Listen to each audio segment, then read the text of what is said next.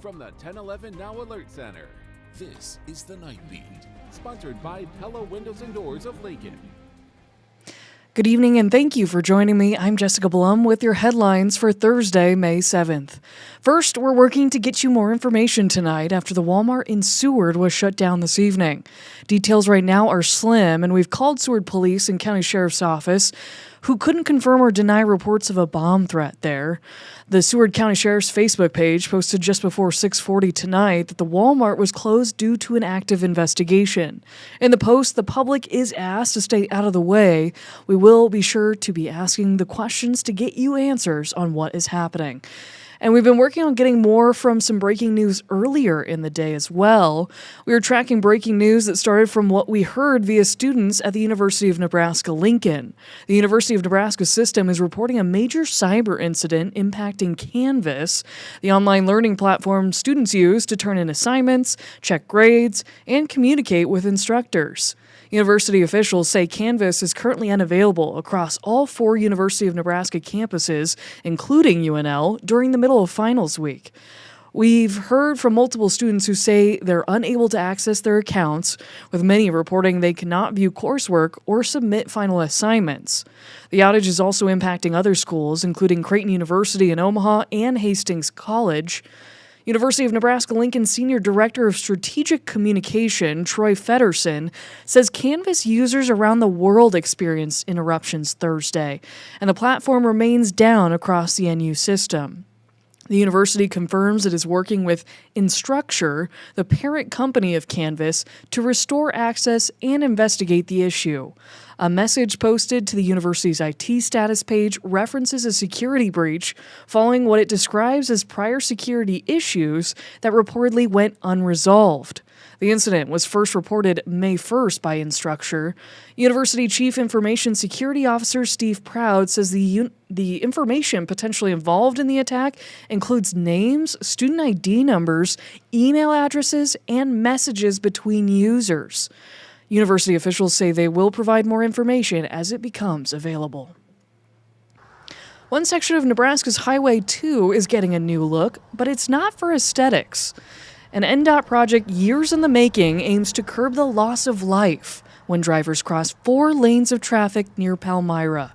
1011's Darsha Dodge joins us with more tonight on this potentially life-saving construction. Of Highway 2 you see behind me enters the town of Palmyra from the west, and this area has seen more than its fair share of deadly crashes. That's why a multi-million-dollar project from NDOT is now underway to help fix that. It's not good. It's pretty dangerous. Dangerous and deadly. Casey's manager, Tim Luzum, has spent 6 years watching traffic navigate the intersection around the station. There's been many accidents. I've personally witnessed 2 myself that I ran out to help with, near fatal accidents. Now, the Nebraska Department of Transportation is working on a solution. Now, instead of judging gaps in 2 directions of traffic, you judge a gap in 1 direction. It's called an R-cut, or restricted crossing U-turn. Instead of turning left across 4 lanes of traffic, drivers will make a right and later a U-turn. State traffic engineer Matt Neiman explaining it won't impact drivers on Highway 2, only those turning onto Highway 2 from other roads. You take right turns where you take right turns from, you take left turns where you have always taken left turns from. It just changes the movements if you're on those minor roads. Construction began last month and will run through this fall. In the meantime, drivers should slow down and use caution when passing through. It's a dangerous intersection, a dangerous highway in general, but especially with the guys out here working, trying to make it better, we don't want to see anything else happen. We have more information on what the R-cut will look like and the construction timing on our website or our 1011 Now app. Reporting in Palmyra, Darsha Dodge, 1011 News. Thank you, Darsha. The Syracuse Volunteer Fire and Rescue Departments are looking to get rolling on a new facility. The chance to do so is on Tuesday's ballot during the primary election, putting a $10 million proposal on the table. Both the fire and rescue chief told us they would be disappointed if this bond didn't pass Tuesday. Right now, the rescue chief, Tim Wilson, tells us that only a couple people can spend the night at the department, meaning longer response times. The new proposal would allow more first responders to spend the night and shorten response times. Wilson also told us the new facility would allow room for new equipment. Our equipment and the resources that we need are all getting bigger and require more power and storage. And quite frankly, we're just running out of room and storage in our current building. As for the bond proposal, $8 million would come from a 1% sales tax increase in Syracuse, lasting around 20 years. The remaining $2 million would come from grants and fundraising. In crime news tonight, a man is dead after allegedly trying to run a woman off the road in Cass County earlier this week. According to deputies, the incident happened along Highway 1, heading toward Highway 34 on the way to Eagle. This all started Wednesday afternoon just after 2:30 when the Cass County Sheriff's Office got a 911 call about a two-car domestic disturbance. The woman told deputies that 65-year-old Kevin LePage was following her in a separate truck and was trying to run her off the road, ramming her car. Deputies say he went off the road a short time later, crashing into a building in rural Elmwood. Deputies later found LePage dead in his truck. The investigation is still ongoing. A Ceresco man is behind bars after leading troopers on a high-speed chase across Lancaster County last night. The Nebraska State Patrol says it started around 8:30 p.m. when a trooper spotted a BMW speeding on I-80 near the Lincoln Airport. They tried pulling the driver, 20-year-old Nathaniel Campbell, over, but he sped off. The patrol says he was going 160 miles per hour before exiting onto 56th Street. The trooper stopped pursuing for safety reasons. Campbell eventually came to a stop on Highway 77 just south of Ceresco. Authorities looked for him but couldn't find him immediately. Inside the vehicle, troopers found information that led them to Campbell's home, where he was arrested early this morning. He's facing several charges, including flight to avoid arrest. A Lincoln mother is suing two officers with the Lincoln Police Department after she says they used excessive force on her teenage daughter back in 2023.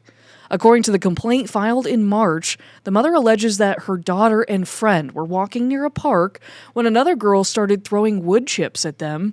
She says someone in the area called police. Court documents say that two officers showed up, started yelling at the daughter before one of the officers threw her on the ground, handcuffed her, and dragged her to a police car. The mother says she was also taken to youth services despite her requesting they release the girl.